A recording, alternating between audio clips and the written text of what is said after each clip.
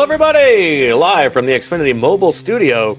This is the PHLY Eagles podcast. Free agency frenzy rolls on as we have another departure. Reed Blankenship, no longer an Eagle, headed to the Houston Texans. EJ Smith, I'm Bo Wolf. You got Fran Duffy in his kitchen. But say the Xfinity mobile kitchen over there for Fran. What are the details of the exciting mics breaking up? Yeah, so Reed Blankenship is headed elsewhere. He is going to the Houston Texans, as you reported. It was a surprising move. You know, it's something that you guys said could happen tonight as the safety market started to dry up. And yeah, I mean, I will be honest that I was mildly surprised at what he signed for. It was a 3-year deal worth up to $24.75 million. So that puts him around $8.3 million annual. Yeah, it's a little bit lower than what I would have expected, but I do think it's probably reflective of the fact that the Eagles are kind of ready to figure out what's next at that position. This is a number, Fran, where it tells us, as much as the Eagles would like to be a little bit tight, this is more of the Eagles didn't necessarily want the player back. I feel like this is not a number that they could not match. Yeah, to me, this is one where they would have loved to be able to bring him back at a number that worked for them. And the fact that they weren't even willing to go to this spot is honestly, frankly, it's pretty surprising, right? Yeah. Yes. I mean, so I would have expected that he would have been back at that number. Now we get to see what their plan is. I mean, it's certainly like you mentioned on the last emergency pod, on the Nakobe Dean pod, the safety market kind of dried up quickly. So I'm interested to see what their plan is at this point. Well, we do have a list of some safeties still available here as the Eagles look to find somebody to pair with Drew Mukuba, who, it should be said, is not necessarily Mr. Reliable in just a year two of his experience. And so you need somebody you can rely on. And the options out there, I mean, Alohi Gilman is there. Now, that would be two undersized players at safety, but he brings some competence. Nick Cross is still out there, the young player from the Indianapolis Colts, and has some versatility. And after that, you're already talking about the Geno Stones of the world, which, you know, would be bringing somebody in. And so actually my question to you guys is, do you think that Michael Carter III, who was brought back today on a restructured cheap contract, is going to be sold in the early part of the offseason as the guy likely to play next to Drew Mukuba? I do. Don't shoot the messenger here. I'm not saying, you know, this isn't an opinion. This is just, you know, talking to people on my walk with my dog.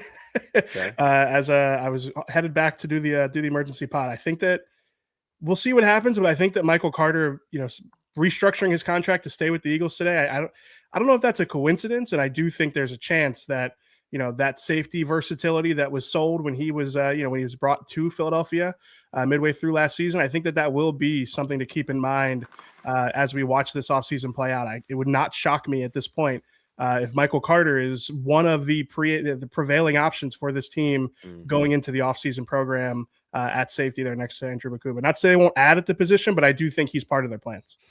We did forget about Jaquan Brisker, who is still out there. But Fran, what do you make of Michael Carter as a potential answer here? It would be funny given Vic Fangio saying at the beginning when he first was acquired, saying that he's not a safety. Do I think that's suitable?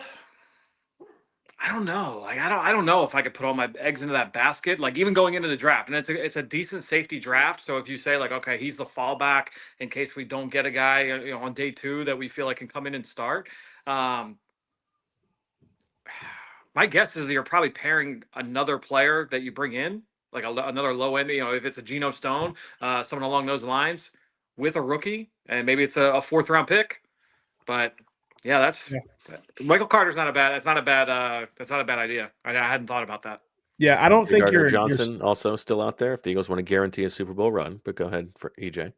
Yeah, I'm not saying that Michael Carter is going to be, you know, written in you know, pen on the depth chart going into training camp. But yeah, I agree with Fran. I think you're going to probably take a couple dart throws, but I do think Michael Carter is an important one to keep in mind when talking about the safety position, you know, in light of Reed Blankenship's departure. Well, your team's starting lineup may change, as the Eagles is going to, but the price of your internet does not have to. Check out the 5-year price guarantee from Xfinity. Fran, what are you cooking in there? Got a little risotto, a little shrimp risotto. Oh, shrimp risotto, nice. Little- You got to keep that thing moving too. Yeah. Yeah, that's why I've been a little busy, but it's no, it's good. It's good timing. This is All right, great right at the energy end. for the emergency pods. Like we are living life and we are covering the news. It doesn't matter what we're up to. We've got you guys covered on the emergency pods whenever Eagles news happens. Hey man, make sure you hit the like button to reward us and You hit should the have seen me hustling home from my walk. subscribe button as well. Are you ready for some trivia? Yeah, let's do it. Sure. I have here the list of the 10 players who have the most games started for the Eagles who were signed as undrafted free agents by Howie Roseman as general manager. So this is since 2009, joined the Eagles as rookie undrafted free agents, the top 10 in games started. Why don't you guys go one at a time back and forth? Can you walk me through the criteria one more time? I'm sorry. I feel like this is not that complicated. I just want to. So this is in order of games I'm started. stalling. I'm trying to get some time to think And about this is players who joined the Eagles as undrafted rookies under Howie Roseman. So since 2009. The one thing, Bo, if you wouldn't mind, I cannot hear EJ, so if you could just repeat whatever his guesses are. Okay, his I mic will. went out for me like a little bit ago. Can you hear me? Which is probably a phone thing. I mean, Reed Blankenship is on there. Reed Blankenship is. Do you have a guess where he is?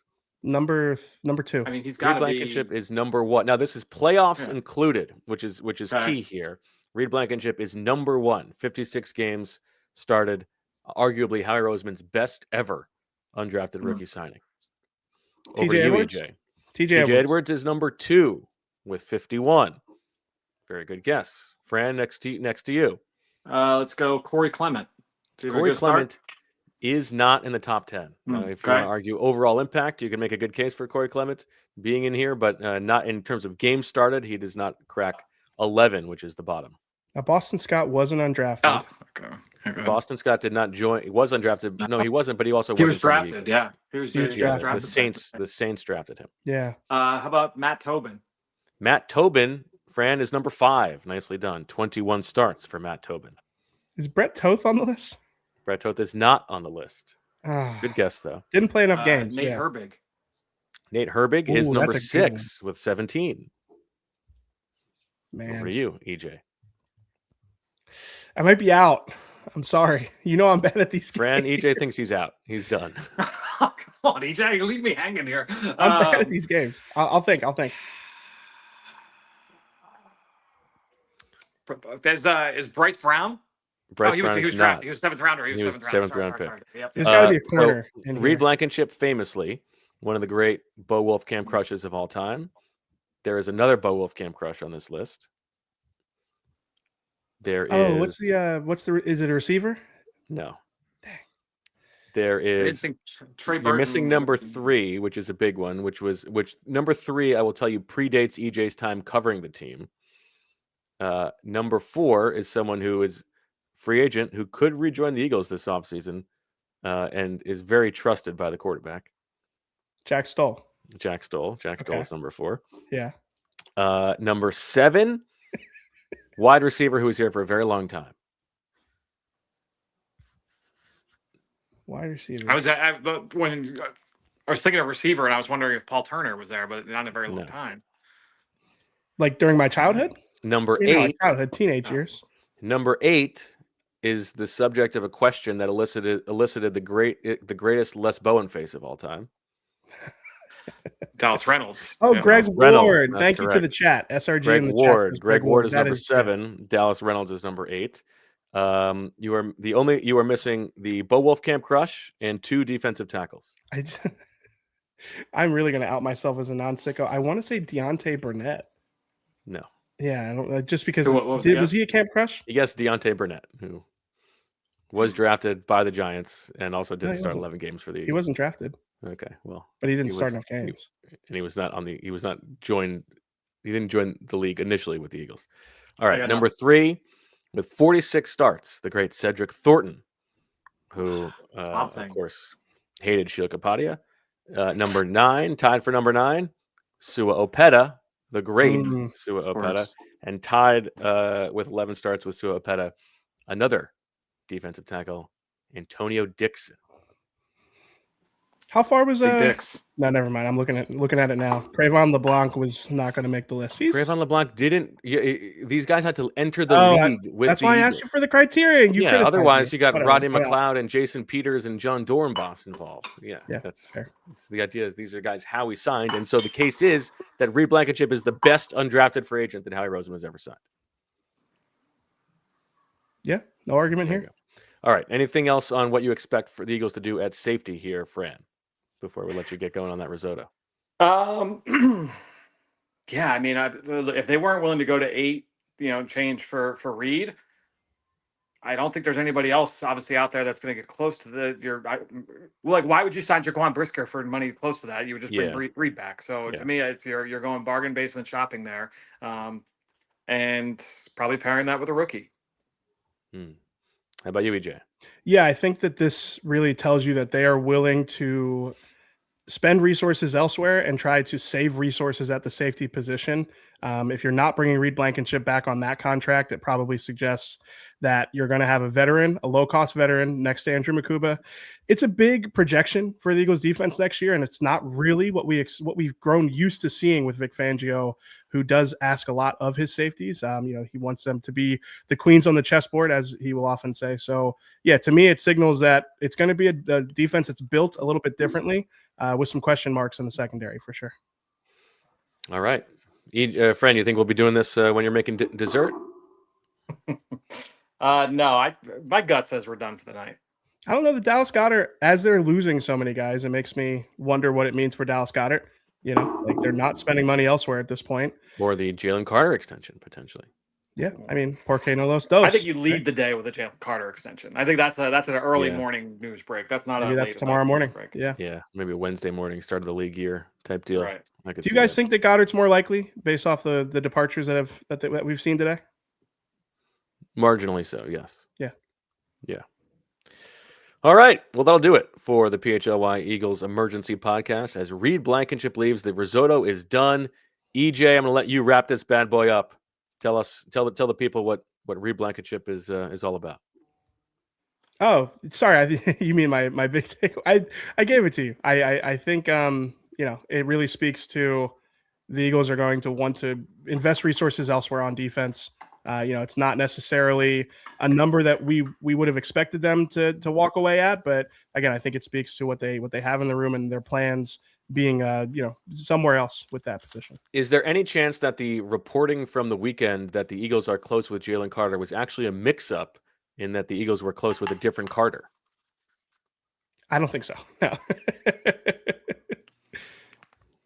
It's possible. All right.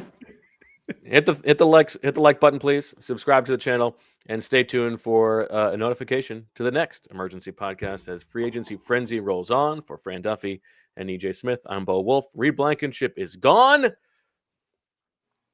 Pour out that Chardonnay. And as always, we love you. We all silly like the mayor.